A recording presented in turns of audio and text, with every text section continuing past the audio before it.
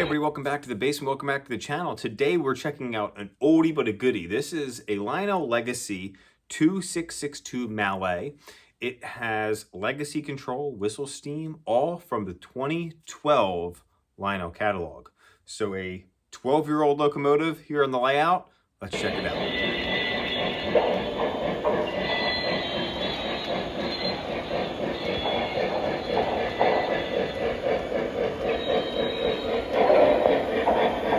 All right, guys, so a 2012 locomotive here in the layout. This locomotive belongs to TrainZ, that's TrainZ with a Z, and you could actually add this locomotive to your collection shortly when I send it back to TrainZ, and it goes back onto their website. But this is a great locomotive. It's listed for just under $900, which is a pretty good price because he's MSRP'd for right around $1299.99. Now, that was back in 2012, so figure this locomotive today would probably go for more like $16.99 or maybe even $18.99. So a really great price for an articulated steam locomotive. If I decide to send it back to TrainZ, I might just buy it and keep it for myself because it is super cool. This features whistle steam as well, all those great legacy features. And the fact that it has whistle steam in a 2012 locomotive is really, really cool. I think this is one of the earliest versions of a legacy locomotive that got that whistle steam feature. So really cool. It's under the Wheeling and Lake Erie road name, which kind of fits in with my layout because I've got some other Wheeling diesels on my collection as well. We just did a video on the Wheeling and Lake Erie Burke, which was an MTH locomotive. I've got my SD40-2s hiding behind the haphazard building there. You can see that black and orange. So we're going to be running those on the same loop as this locomotive today. But let's get a little bit closer, see some of the great details, and see what kind of shape this locomotive's in, because it is 12 years old. And with age on these models, because they are delicate, come some dings and some inaccuracies or, some imperfections. But this one is actually in really good shape. So let's go ahead and get a little closer so you can get a good look at a locomotive that could be yours if you go to TrainZ's website. And of course, use code CTAT at checkout, save some money, or go to trainz.com/CTAT and just do your shopping. And if you just use that URL and continue to shop and buy something, it helps support the channel so we can acquire some more things here or get some more locomotives so we can show it here to you. So let's go ahead, get a little closer and check out this awesome locomotive. All right, so here we go. So the history of the Mallet was part of the USRA, or the United States Rail Administration. And, after World War I, they were consolidating efforts and resources to try to save some money and supplies for the war effort. And so the Mallet came out of that. So this was purchased by the Chesapeake and Ohio and the Wheeling and Lake Erie Railroads.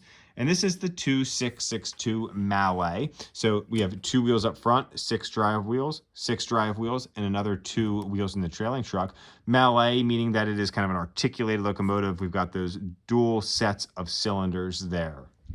The first Mallet was delivered to the Wheeling Lake Erie in 1919 for a total of $71,000, which is pretty crazy to think about that. This locomotive costs $71,000, which is pretty much the same price as a really high-end pickup truck or SUV today.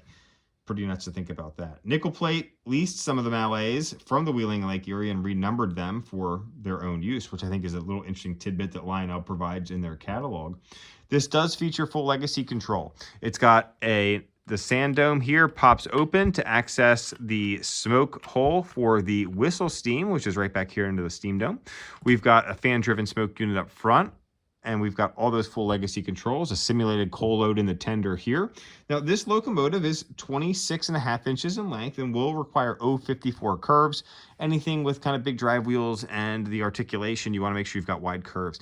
Now, even if it can navigate narrower curves, the thing you have to look out for on these articulated locomotives is that swing. So as the locomotive is going around those curves, the boiler is going to swing out.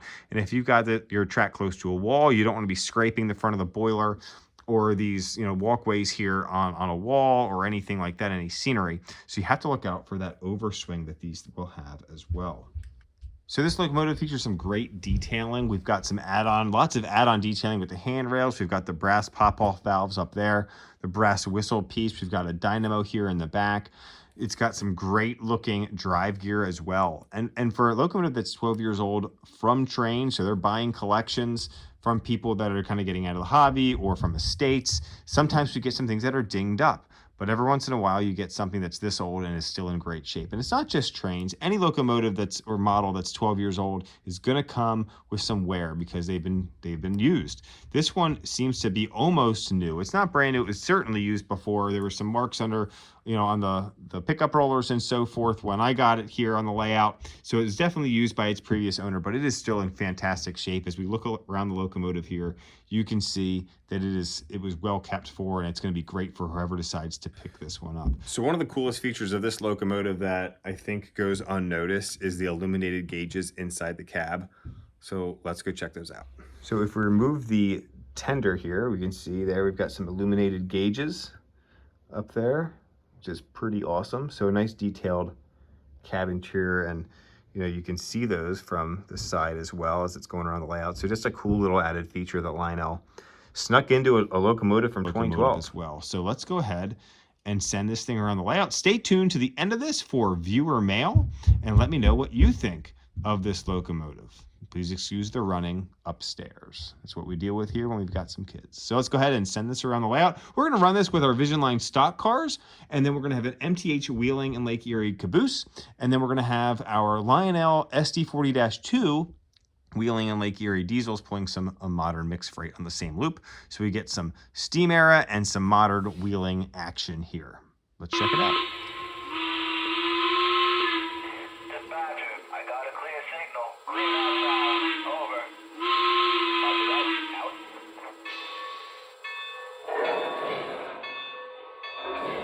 Dispatcher, you're on the move. Over. Copy that. Out.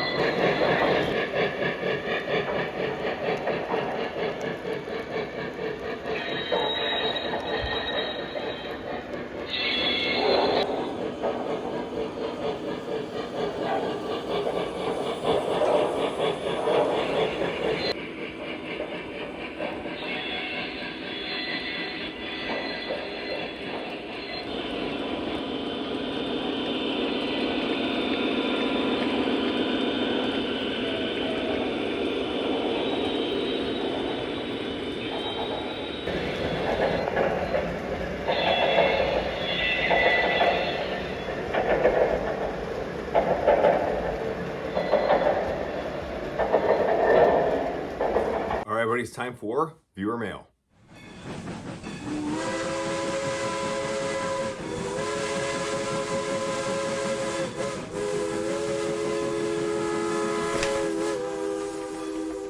So we haven't gotten many emails recently, so we're going to be looking at some of the previous comments from some of our more recent videos. So I put out layout update 12.5, and the reason I named it 12.5 is because it wasn't a massive layout update, but when I look back on it, there was a lot of different changes that we did on the layout. One of the biggest things being the lighting. In fact, I don't have my ring light in front of me now. I can just sit here with some pretty decent lighting without needing special lights for the video. But I got some really nice comments from folks that we're going to highlight here. One person saying this just goes to show that the layout's never done. And that is true. And I think it's important to point out that things like lighting should be considered part of the layout. So when you are planning a layout, you need to be thinking of lighting. So my buddy Eric is currently working on finishing his kind of detached garage where he's going to be putting a layout in. We're working on some track planning and things like that. And so after my video, he reached out to me and we talked a little bit about lighting as well. And he's going to make some adjustments to what his plan was based on what I did here in my room. My lights are about 40 inches apart. I was originally going to go 36 inches, 3 feet. I ended up expanding it just to avoid some studs within the structure of the ceiling. But, you know, lighting is very, very important. And I think that you can see that now, especially in that layout update video, 12.5, you can see just how dark it was and all the shadows and how the lights have really changed that. Now, I'm not done. In fact, I just bought a bunch of track lighting. I'm going to be extending the track lighting that I already have and putting some track lighting over for the display shelves as well. So lots of other things are going to be taking place here on the layout. All right, some of the other comments, a lot of them were about the lighting, but some of the other features that we did and those small little details. Thinking about those small details, you know, when I go into a hobby shop, I'm going to try to go up to the Artista type figures and maybe pick out one. Now they're expensive being about $7 or $8. Some of them can be up to $20. And that might not seem like a lot of money in the grand scheme of a layout, but these things do add up because it's only one little small figure or just a little dog that sits on a front porch that costs $6.99. That's expensive. So starting to think about chipping away at those types of things. You know, if you are working on building a layout or you're in your layout design phase, you know, you should be starting to acquire some of these things so that way it's not a huge expense all at once. You know, I wanted to add a bunch of different details to the layout and I spent about a couple $100 to acquire some of those small detail parts, and they just disappear in the layout except for when you get that right shot or you have that right visitor that's over standing in that right location to see those details as that locomotive comes around the corner, and it just looks fantastic. So start thinking about acquiring some of those little pieces and just make sure you store them appropriately so you don't lose them or they don't break, because a lot of them are fragile. So when you're ready to start scenic in your layout, you already have some of these things, right? You don't want to just have a bare layout and then, okay, now I have to go buy figures and it's all this money on these little tiny things. Start acquiring them now. Or if you have a 3D printer, start 3D printing some of these things now, right? Start 3D printing those 55-gallon barrels or whatever else you can do that you have a design for, and then paint them and get them ready to go. So as soon as you can throw them on your layout.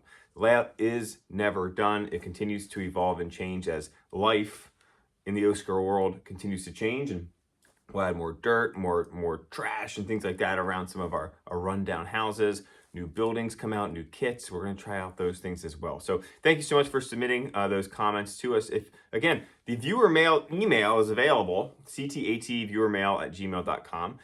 We would love to show some videos of your layout using that, the viewer mail segment. So if you've got photos of your layout, even if it's in progress, layout planning questions, anything like that, use that email and maybe you'll be next here on viewer mail. Thank you guys so much for watching. Have a great day.